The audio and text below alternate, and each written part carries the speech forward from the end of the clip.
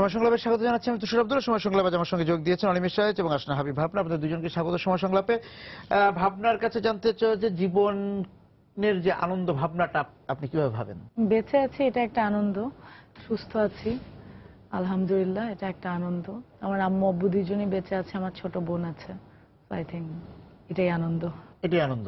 কিন্তু যে প্রতিদিনে তো এই আনন্দের মাঝখানে নানা রকম গতিরোধক বিষয় এসে দাঁড়ায়, তাই না? স্পিড ব্রেকার, সেগুলোকে কিভাবে সামাল দেন? আমি ডিপ্রেশনে খুব একটা ভুগি না, মানে ডিপ্রেশন যখন আসে বা ফার্স্ট্রেশন আসে আমি একা একাই সেটা চেষ্টা করি হ্যান্ডেল করার। আসে না যে এমন না, ডেফিনেটলি আসে, অবশ্যই আসে। তো আমার মনে হয় যে আমি একা একাই সেটা হ্যান্ডেল করতে চেষ্টা করি, আমি কাউকে বলি না। কিংবা সুখের দিনের কথা ভেবে?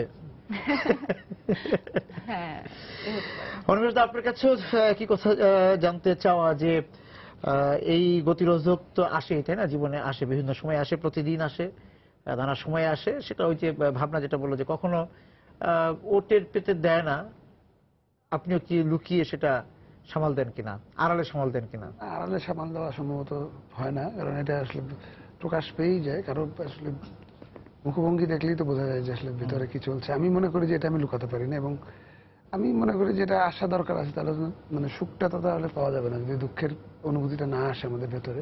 প্রত্যেকটা মানুষেরই তো সুখ দুঃখ মিলিয়ে জীবন, সুতরাং আসে। এবং সেটাকে মনে করি যে আমার থেকে অনেক খারাপ অবস্থায় অনেক মানুষ আছেন, তখন তাদের কথা ভেবে নিজেই নিজেকে ব্লেসিংস দিই যে না, ভালো আছি, সুখে আছি।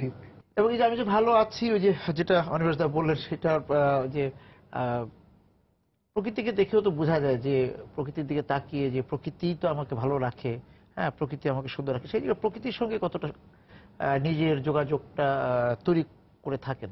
মাঝে মাঝে যখন সারা রাত ফোনে কথা হয় কারোর সাথে বা কিছু, তখন হয়তো বুঝতে পারি যাচ্ছে আকাশ বাতাস। তখন যখন আমি বাইরে যাই বারান্দায়, যে কথা বলতে বলতে বারান্দায় যাচ্ছি, তখন হয়তো দেখছি সূর্য ওঠা বা এরকম, তখন হয়তো মনে হয়। কিন্তু আমি খুব প্রকৃতি প্রেমী মানুষ না বেসিক্যালি, একদমই না। মানে আমার পাহাড় টাহাড় এগুলো আমার পছন্দ না। মানে প্রকৃতি সইতে পারেন না আপনি? না, সইতে না, আমার ঠিক, আমি পছন্দ করি, বাট হয় না যে আমার আশেপাশে মানুষ বা ফ্রেন্ডরা যেভাবে বলে যে না আসলে আকাশ যাওয়ার দেখলাম।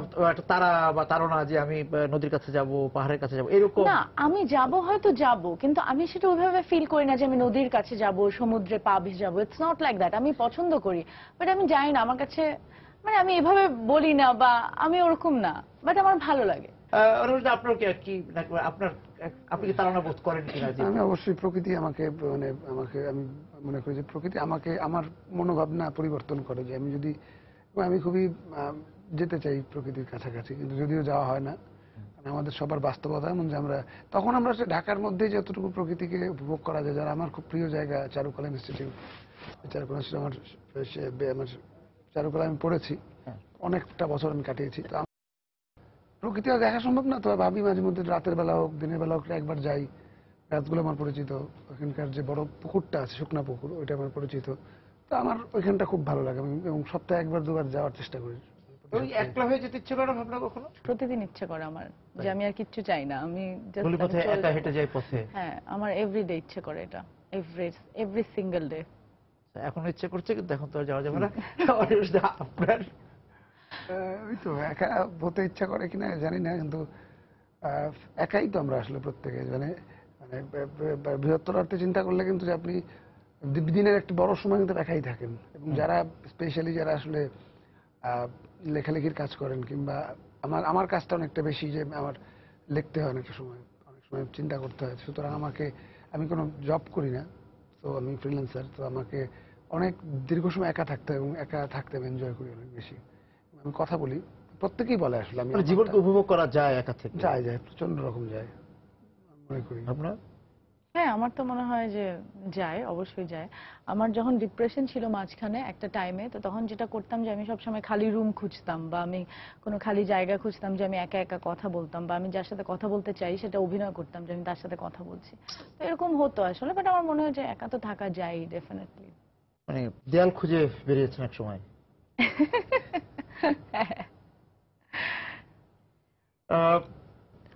আপনি কি দেয়াল খুঁজেন নাকি দেয়াল দেখলে পর ছবি আঁকতে ইচ্ছে করে? না, ছবি আঁকতে ইচ্ছা করে না। ছবি আঁকা থেকে দূরে আছি। আমার সুবিধা কিংবা অসুবিধা হচ্ছে যে আমার আসলে একা থাকার সুযোগ নেই, কারণ আমি যেহেতু চিত্রনাট্য লিখি, সিনেমা কিংবা নাটকে প্রতিনিয়ত লিখি, এবং সেহেতু দেখা যায় যে আমার সঙ্গে চরিত্রগুলো বাস করে। যে আমি যখন একটা দীর্ঘ সিনেমার স্ক্রিপ্ট কিংবা কিছু লিখছি, তখন আমি হয়তো তখন আমার সঙ্গে নাই, কিন্তু আমি পিক করি যে আপনাকে দেখলাম, কোনো একটা জেস্টার হয়তো আমি আমার একটা চরিত্রের ভিতরে নিজের অজান্তেই দিয়ে দেওয়া হলো, দিয়ে হ্যাঁ, দিলাম, যুক্ত করে দেওয়া হলো। কিংবা আমার অন্য একটা কিছু দেখে ওই ম্যানারিজমটা আমি আমার চরিত্রকে দিয়ে দিলাম, ভালো মন্দ দিকগুলো। সুতরাং আমার মনে হয় যে লেখকদের ক্ষেত্রে এটা একটা মানে কল্পনার জগতে যারা ফিকশন লেখেন তাদের ক্ষেত্রে এটা একটা সুবিধা আছে যে সে কখন কোত্থেকে কি চুরি করতে থাকে সে আসলে জানে না, কিংবা জানলেও মেনশন করতে পারে না আসলে। আমার মনে হয় তার কাছ থেকে কি নিয়ে নিচ্ছে, হ্যাঁ, কে কি নিয়ে নিচ্ছে, রাইট। ভাবনা। মানুষ পাঠ করার কথা বলছিলাম আমরা, যে মানুষ পাঠ এবং ওই যে সাগরে, পুকুরে, বিলে, দিঘিতে সবসময় নামা হয় না, কিন্তু মানুষের চোখে তো নামা হয়। আমার মনে হয় যে আপনি যেটা জিজ্ঞেস করছেন যে ক্যারেক্টার করার সময় বা এ ধরনের আশেপাশে মানুষ যখন দেখি, তখন আসলে যেরকম আমরা এখন সবসময় বলি আই ক্যারেক্টারটা খুব মজার, তো মানে আমাদের কথা আমরা এভাবে বলি যে ক্যারেক্টারটা মজা। হয়তো আমার বোন এভাবে দেখে না একটা মানুষকে, আমি যেভাবে দেখি, আমি সবসময় দেখি যাচ্ছে উনি এভাবে কথা বলছে বা কিভাবে হাত দিচ্ছে, কিভাবে চুল বাঁধছে, কিভাবে ড্রেস আপ করে, তো এগুলো আমি খেয়াল করি। আর আমার মনে হয় যে প্রত্যেকটা চরিত্র আমি যখন করি, তখন আমার মনে হয় আমি আমার থেকেও কিছুটা দেই, মানে পুরোটাই অভিনয় যেহেতু আমি থিয়েটারে করিনি বা ওরকম যে অভিনয়টাই করা, আমার মনে হয় যে সবকিছু মিলিয়ে ডিরেক্টর কি চাচ্ছে, রাইটার কি চাচ্ছে, আমার থেকে একটু নিয়ে সেটা হয়ে যায় অন স্পট ক্যামেরার সামনে। আমার মনে হয় এরকমই করি আমি যখন আমি একটা ক্যারেক্টার দাঁড় করানোর চেষ্টা করি, আমার মনে হয় এভাবে করি। চরিত্র তৈরি করে তো মানে প্রতিমা করা অনেকটা। আমি স্কাল্পচার স্টুডেন্ট, তো আমি যখন স্কাল্পচার করতাম ওই রকমই আমাদের কিন্তু ওই মডেলিং, ওই মোল্ড করা, ওই তারপরে মোল্ড ভেঙে স্কাল্পচারটা বের করে আনা, এবং পুরো প্রক্রিয়াটা যে ড্রয়িং থেকে কাস্টিং পর্যন্ত যে প্রক্রিয়া, তা আমার মনে হয় যে নাটক কিংবা উপন্যাসের চরিত্র নির্মাণও অনেকটা সেরকমই। অনেকটা সেরকম, এবং সেটা যখন চলচ্চিত্রে রূপদান করা হয় তখন সেটাকে আরো মজা লাগে, যে লেখা তো একরকম চরিত্র ডেভেলপমেন্ট, এবং তখন যখন একজন চরিত্র অভিনেতা যখন সেটিকে রূপদান করেন, তখন কিন্তু সে তার অনেক কিছু যুক্ত হয়, এডিটার সঙ্গে থাকেন, মিউজিক যে করেন তিনি থাকেন, সবকিছু মিলে পরিশেষে একটা কিছু দাঁড়ায়। আপনি যদি আমাদের সত্যজিৎ রায়ের কথা বলেন, উনি খুবই একদম অ্যাপ্রোপ্রিয়েট ফ্রেম উনি দেখাতে চাইতেন। হ্যাঁ, একদম আপনি যেটা উনি কল্পনা করেন এগুলো সেটা স্কেচ করা, হ্যাঁ, স্কেচ ওইটাই উনি দেখাবেন। কিন্তু আবার একই সঙ্গে যদি আপনি ঋত্বিক কুমার ঘটকের দিকে যে দেখতে চান যে তিনি ওই পারফেক্ট ফ্রেমের কল্পনা করে গেছেন, কিন্তু পাশে একটা তো, যেমন উনি ঐতিহাসিক নদীর নামে জি জি, উনি গিয়ে বাউলদের দেখে বাউলদের নিয়ে পড়ে গেলেন, শর্ট নিতে আরম্ভ করলেন, ওটা ডিফারেন্ট মাত্রা পেল। আমি মনে করি যে আসলে ইম্প্রোভাইজেশন ইম্পর্টেন্ট, কাছাকাছি যাওয়া, Improvise যতটা করা। কাছাকাছি যাওয়া যায়। কাছাকাছি যাওয়া যায়, কিন্তু ইম্প্রোভাইজ করতে হবে। ইম্প্রোভাইজ করলে আমার কাছে ভালো লাগে। এবং একই বিষয় ভাবনা যে আমি চরিত্রটাকে যেভাবে নিলাম, এবং নিয়ে যখন আমি সবসময় তো আর Delivery করা। সেটা হয় না, আউটডোরেও হয়, তখন ওই রকম একটি চরিত্রের কাছাকাছি আবার আমার অভিজ্ঞতা হলো, তখন আমি ওই চরিত্রটাকে আবার মানে নিজের ভিতর নিয়ে নিতে পারি। হ্যাঁ, এরকম হয়। এরকম তো আমাদের খুব বেশি সময় হয় না যে আমরা আসলে হয়তো আমি পতিতার একটা ক্যারেক্টার করব, তখন হয়তো আমি ব্রোথেলে যেয়ে শুট করছি, বাট এরকম কিন্তু সব সময় হয় না যে আমি যে ক্যারেক্টার করব তার আশেপাশেই আমি করছি। It's not like that. But আমার যেটা মনে হয় যে আমরা রিহার্সাল যেভাবে করি, যে হয়তো পড়ছে স্ক্রিপ্টটা বারবার পড়ছি, তখন এক এক রকম কল্পনা আসে যে এই ডেলিভারিটা হয়তো এভাবে দিব, কিন্তু শুটিং এ গিয়ে আমার এটা হয় না। শুটিং এ যখন অ্যাকশনটা হয়, তখন আমার টোটালি হয়তো ওরকম কিছুটা হয়, বাট ডিফারেন্ট হয়, মানে আমি যেটা একদমই ভিতর থেকে ফিল করি আমি সেটাই ডেলিভারি দেওয়ার চেষ্টা করি। এবং যে চরিত্র তৈরি করার ক্ষেত্রে তো আমি যাকে দিয়ে চরিত্রটি করাবো তাকে ভেবেও তো চরিত্র তৈরি হয়।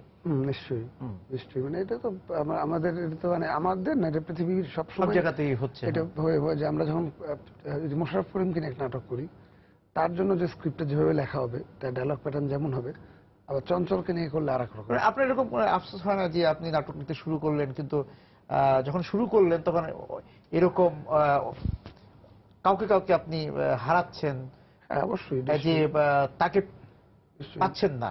মানে আমি তো সসম্মানে বলতে চাই যে আমাদের যে ক্যারিয়ার শুরু আগেই ওনারা আসলে রিটায়ার করেছেন কিংবা পৃথিবী ছেড়ে চলে গেছেন, যেমন গোলাম মোস্তফা, আবুল খায়ের। আমি সৌভাগ্যক্রমে আলী জাকের, আসাদুজ্জামান নূর, হুমায়ুন ফরিদী ওনাদের নিয়ে কাজ করতে পেরেছি। আমি খুবই শেষ পর্যায়ে এসে লাকি ফিল করি না, আমাদের সঙ্গে বেশ কিছু কাজ করেছি, তো লাকি ফিল করি যে অবশ্যই অনার্ড ফিল করি যে তাদের মতো বড় মাপের শিল্পীদের সঙ্গে, কিন্তু আক্ষেপ তো শেষ হবে না কখনোই। সেটাই। কিন্তু আমি হয়তো আবার আপনি নাজমানকে পাননি। মানে পেয়েছি, পেয়েছেন, আচ্ছা। কিন্তু মানে একসঙ্গে কাজ করা হয়নি। দেখে তখন আমরা হয়তো একটা 1-2 বছর 3 বছর পরে মারা গেছেন। আমার কাছে আক্ষেপ লাগে না, আমার মনে হয় যে আবার একই সঙ্গে এটা সত্যি যে আমাদের তো আশেপাশে এখন যারা কাজ করছেন তাদের মধ্যেও কিন্তু অসম্ভব পোটেনশিয়াল এবং গুণী শিল্পী আছেন, অভিনয় শিল্পী। কিন্তু আমরা সবার প্রতি শ্রদ্ধা রেখে যদি বলি যে আমি যখন একটা চরিত্র রোশন জামিলকে যখন ভাববো, জি, সেই জায়গাগুলো আমাদের পূরণ হয়েছে কিনা, বা হওয়ার জন্য যে চেষ্টা, সেই জায়গাটা আসলে আমরা কতটা কাজ করতে পারছি। তা এখন এখানে দেখেন আমরা একটা কথা বলি কি যে আমরা সবসময় সোনালী অতীতের কথা বলি, আমরা সবসময় মানে আমরা অবশ্যই, হ্যাঁ। অবশ্যই নস্টালজিক হই, হ্যাঁ। অতীত অবশ্যই ভালো, কিন্তু আমি একই সঙ্গে বলছি যে ভবিষ্যৎ এবং বর্তমানও কিন্তু খারাপ নয়। কারণ হচ্ছে যে অনেক সময় আমার কাছে, আমি পুরনো নাটকগুলো প্রায়শই দেখি, আমার কাছে খুব ভালো লাগে, ইমোশনালি খুব অ্যাটাচড হই। আবার একই সঙ্গে আমার মনে হচ্ছে খুবই ওল্ড স্কুল অ্যাক্টিং, যেটা মানে আমাদের তো যাত্রা থেকে ক্রমান্বয়ে ধীরে ধীরে টেলিভিশন অ্যাক্টিংটা আসলে এখন পর্যন্ত এখনো স্টিল আমাদের দেশের অভিনয় শিল্পীরা বুঝতে পারেননি। এটা আমি সরি খুব বেয়াদবি করে বলছি, মানে আপনার পর্যবেক্ষণ, আপনার ক্যামেরার সঙ্গে যে অ্যাক্টিং, যে ক্লোজ আপ বা মিড শট বা মন্টেজ, এই অ্যাক্টিংটা, এই স্ক্যানিংটা আমাদের দেশের খুব কম সংখ্যক শিল্পী, যেটা আপনি বাইরের আর্টিস্টদেরকে ক্যামেরার সঙ্গে সম্পর্কটা এখনো ন্যাচারাল অ্যাক্টিং, হ্যাঁ, অনেক টুয়ার্ডস আরো ন্যাচারাল। ক্যামেরার সঙ্গে আমাদের সম্পর্কটা, বা আমাদের আমরা যে বিষয়ে কাজ করি সেই সম্পর্কের জায়গা থেকে একদম ব্যক্তি জীবনেও যে আমাদের সম্পর্কগুলিকে যদি আমরা অনুসরণ করি, আমরা দেখি, পর্যবেক্ষণ করি, সেখানে এক ধরনের কথা বলা হয় যে আপনি আবার হয়তো বলতে পারেন সোনালী অতীতের সম্পর্ক ভালো ছিল, আমরাও নস্টালজিক, কিন্তু এখনকার সম্পর্ককে আপনি কিভাবে দেখছেন, মানুষের সাথে মানুষের সম্পর্ক? এখন সম্পর্ক আমার কাছে লাগে যেটা যে মানে আপনার সময়ের সঙ্গে সঙ্গে আমাদের সম্পর্কের কিন্তু মাত্রাও পরিবর্তন হয়েছে। কারণ এখন আমাদের একটা সময় চিঠি লিখে আমরা যে আবেদন পৌঁছে দিতাম, প্রেমিকার সঙ্গে একবার ল্যান্ডলাইনে কথা বলবার জন্য টেলিফোন বুথে কয়েন ফেলে কথা বলার সেই যে আকুতি, এখন সেটা আমরা আশা করে লাভ নেই, এখন আমরা ভিডিও চ্যাট করি।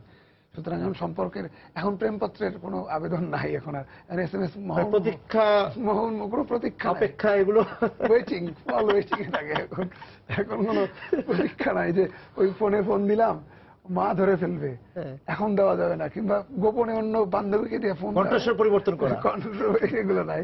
সুতরাং এটা নিয়ে আক্ষেপ করার কিছু নাই, এটা এরকমই। আমার মনে হয় যে এখনকার সম্পর্ক এরকম, রিসিভার নামিয়ে রাখে, এখন তো মিস কল, রিসিভার এখন তো মানে আমি সেদিন শুনছিলাম যে ব্রেকআপেরও গান আছে।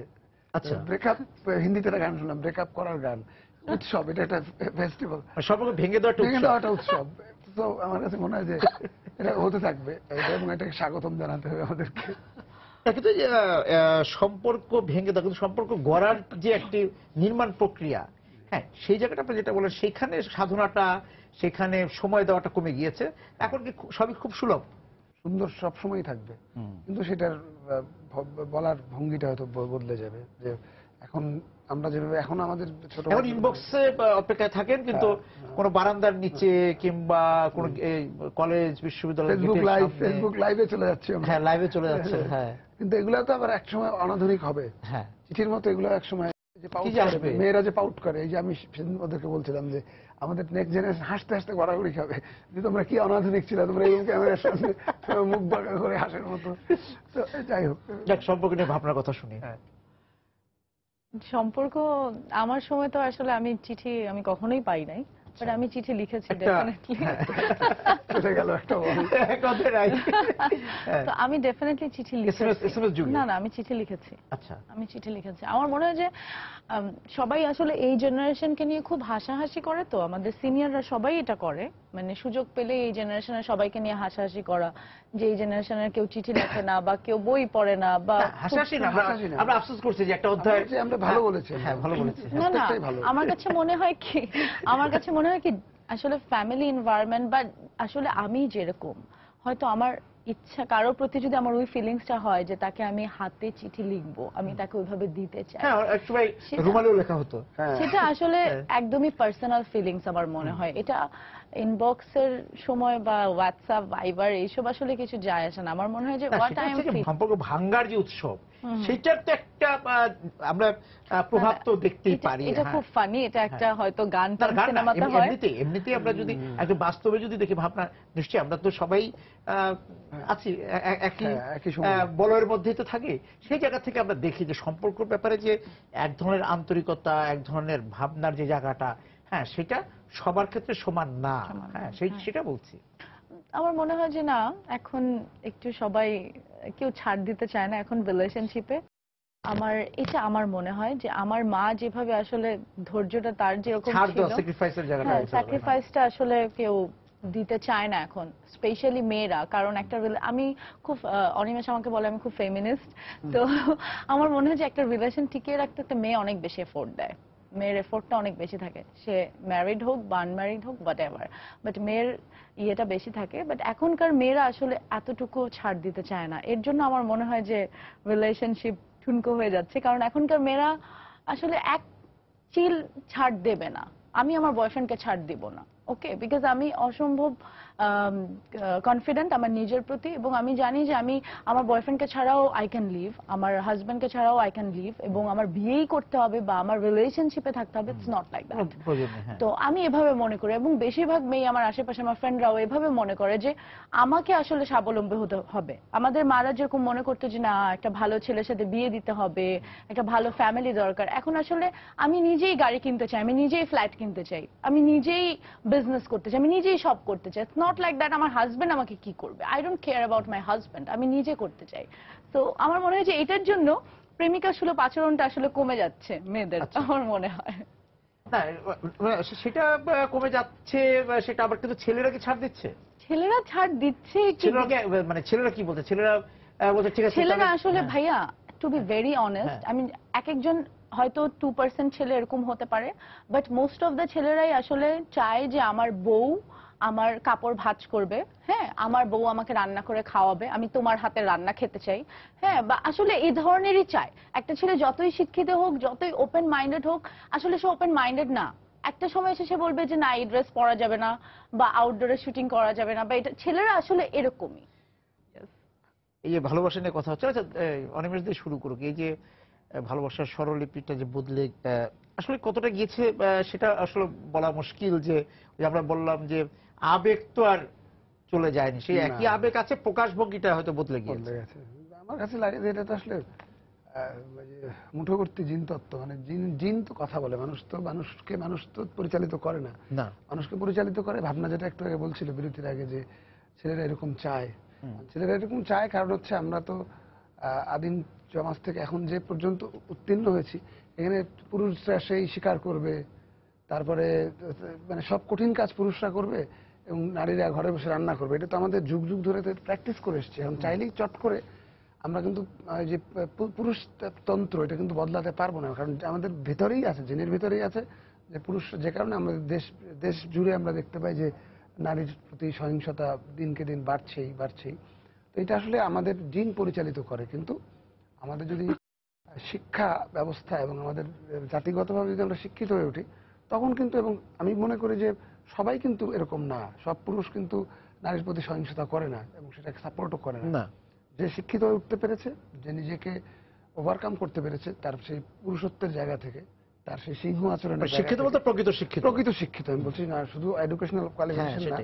তো ওই জায়গা থেকে আমি মনে করি যে ভাবনার কথা একদমই ঠিক, যে আমাদের পশু প্রবৃত্তি আমাদের মধ্যে আজও বিদ্যমান, কে কতটুকু দমিয়ে রাখতে পারে। এবং আরেকটা বিষয় তো ঠিকই যে ভালোবাসা শুধু কেন দুইজনের মধ্যেই হবে, মানে শুধু ছেলে মেয়ে যেটা সম্পর্কের কথা বলছে, দম্পতি বা যে কাপল জুটি, এটা তো না। ভালোবাসা আপনি ভালোবাসার চোখ আপনার অবারিত থাকবে সবার জন্যই। That's true. আমার কাছে তো ভ্যালেন্টাইন্স ডে তে আমার বোন আমাকে লাস্ট ভ্যালেন্টাইন্স ডে তে নো স্পিন গিফট করেছে। তো আমার মনে হয় না ভ্যালেন্টাইন্স ডে মানে যে it's all about girlfriend and boyfriend, husband and wife. এই ধারণাটাই তো আসলে এক ধরনের বাণিজ্যিক ধারণা। আসলেই হ্যাঁ, গিফট টিফট সবকিছু মিলিয়ে। বাট আমার মনে হয় ডেফিনেটলি যে ভ্যালেন্টাইন্স ডে শুধুমাত্র বয়ফ্রেন্ডের জন্য না, ভ্যালেন্টাইন্স ডে আমার মা বাবা, বা আমার পছন্দের কোনো জার্নালিস্ট বা আমার পছন্দের কোনো ফটোগ্রাফার, মানুষের আমি জন্য, যাদেরকে মানুষের, ভালো, বন্ধুদের এক্স্যাক্টলি জন্য। আমার বন্ধুদের জন্য, আমি যাদেরকে আমার চারপাশ যাদেরকে নিয়ে আমি সবাইকে আছি। নিয়ে, এক্স্যাক্টলি যাদেরকে নিয়ে আমি আছি, তো তাদের সবার সাথে আমি ভালোবাসা, আর ভালোবাসা দিবসটা আমার কাছে বেসিক্যালি খুব একদম, ফানি লাগে, একদম। ভীষণ ফানি, বাট গিফট নেওয়ার জন্য দ্যাটস ভেরি ফাইন। আমি সেটার জন্য সেটার জন্য I am totally alright, but এটা একটু ফানি, আমার কাছে ফানি লাগে। মানে এটা হলো উপহার নেওয়ার জন্য, দেওয়ার জন্য, বিক্রি করবার জন্য। হ্যাঁ। কিন্তু আমরা এই যে ভালোবাসা দিবস, বন্ধু দিবস, বন্ধু ভালোবাসা এগুলো তো মানে একটার সঙ্গে আরেকটা জড়িত। যে আমি শুধুমাত্র মানে ভাবনা যেটা বললাম অনিমেষদা, যে শুধুমাত্র একটি ছেলে একটা মেয়ের মধ্যে তো বন্ধুত্ব না, বন্ধুত্ব এবং ভালোবাসাটা সার্বজনীন। Right right right. আমার কাছে মনে হয় যে আপনার মানে ভালোবাসা দিবস আর যে দিবসই বলি না কেন, আমার মনে হয় যে অনেককে ভালোবাসার মধ্যে আনন্দ আছে। এবং আপনি দেখবেন যে আমাদের দেশ থেকে কিন্তু ঢাকা স্পেশালি আমরা কিন্তু খুবই আইসোলেটেড হয়ে যাচ্ছি, হ্যাঁ, বিচ্ছিন্ন হয়ে যাচ্ছে। আমরা এখন আর বাবা মার সঙ্গে থাকি না কেউ, আমরা সবাই গিয়ে হাজবেন্ড ওয়াইফ একটা আলাদা ফ্ল্যাট, সবাই নানা দিক চলে আছে, একটা ফ্ল্যাটে উঠবার চেষ্টা করে, একদম ইন্ডিভিজুয়াল লাইফ কাটানোর চেষ্টা করে। কিন্তু এখন কিন্তু ইউরোপে কিংবা আমেরিকায় কিন্তু যৌথ পরিবার প্রথার জন্য কিন্তু তারা আবার ফাইট করছে। তারা ভালোবাসার ইশতেহার বলতে যৌথ হ্যাঁ, পরিবারকে বলছে। এবং আমিও মনে করি যে অত্যন্ত আনন্দময় মুহূর্ত কাটে এবং অনেক পারস্পরিক সাহায্যের ভিতর দিয়ে ওই ভালোবাসা কিন্তু অনেক আনন্দময় হয় যদি একটি পরিবার নিয়ে সবাই থাকে। এই জায়গা থেকে যে ভালোবাসা বা সম্পর্কটা ভাবনা এখন কি টি-20 হয়ে গেছে? টি-20 স্বল্পস্থায়ী কিনা, মানে ও, আচ্ছা, আচ্ছা। স্থায়িত্বের জায়গা থেকে, ও, আচ্ছা, মানে লং স্থায়িত্বের জায়গা ইনিংস থেকে। খেলা, টেস্ট ম্যাচ। এখন আসলে ওই যে বললাম যে অনিমেষের কথা, এটা ভেরি ট্রু, এবং আমি ওর সাথে একদমই একমত যে এখন সবাই একা থাকতে চায়, যেটা আমি একদমই হেট করি। অফকোর্স আমি চাই যে একটা মেয়ে ডেফিনেটলি তার বলবার রাইট আছে সব ক্ষেত্রে, বাট ডেফিনেটলি এটা না যে আসলে যেটা হয় কি, যে আমরা সবসময়, আমি যেরকম বলি যে আমরা শাশুড়িরা কখনো বউকে মেয়ে মনে করি না, মনে করে যে আমার ছেলের বউ, হ্যাঁ, আর আমরাও আসলে শাশুড়িকে মনে করি যে আসলে আমার হাজবেন্ডের মা। তো আমার মা তো আমাকে বকা দেয়, আমার মাও কিন্তু আমাকে থাপ্পড় মারে, বা আমার মাও আমাকে একটা কথা বলে, সেটা আমি মেনে নিচ্ছি, বাট শাশুড়ি যখন একটা কথা বলে সেটা কিন্তু মেয়েরা মেনে নিতে চায় না, এবং সেটা সে কেন বলবে, এরকম একটা টেন্ডেন্সি হয়। তো আমার মনে হয় যৌথ পরিবারে থাকলে আসলে বন্ডিংটা অনেক গাঢ় হয়। এই ইশতেহারে কি অনিমেষদা নিশ্চয়ই বিশ্বাসী? অবশ্যই আমার বাবা মা তাদের সঙ্গে থাকছি, তারা আমার মানে আগে ছিল যে একা থাকলে হতো যে খাবার খেলাম না খেলাম কোনো একটা আসে যায় না, কিন্তু এখন যেমন বাবার চিল্লাচিল্লিতে কথাবার্তায় খেতেই হবে, আয় আয় আয় ডাকতেই থাকে, মানে যতক্ষণ না খেতে আসবে একসঙ্গে না খেতে বসবো সে কথা বলতেই থাকবে। সুতরাং মনে করি খেয়ে বিপদ কাটায় উঠি তাড়াতাড়ি, এদিক দিয়ে ভালো এটা। আমি মনে করি যে না, পরিবার, আপন মানুষ, কাছের বন্ধু, এগুলো ছাড়া পৃথিবীর মানুষ বাঁচতে এবং পারে না। এখন মতো তাহলে ভালোবাসার সেই এককের জায়গাটি হচ্ছে পরিবার। অবশ্যই। আপনাদের দুজনকে ধন্যবাদ আজকে আমাদের সঙ্গে যোগ দেওয়ার জন্য। দর্শক যারা ছিলেন আজকে সময় সংলাপের এই ভালোবাসা সম্পর্ক বিষয়ক এই আড্ডায়, আপনাদেরকে ধন্যবাদ জানিয়ে শেষ করছি আজকে সময় সংলাপ। দেখা হবে আগামী দিন। সবাই সুন্দর থাকুন।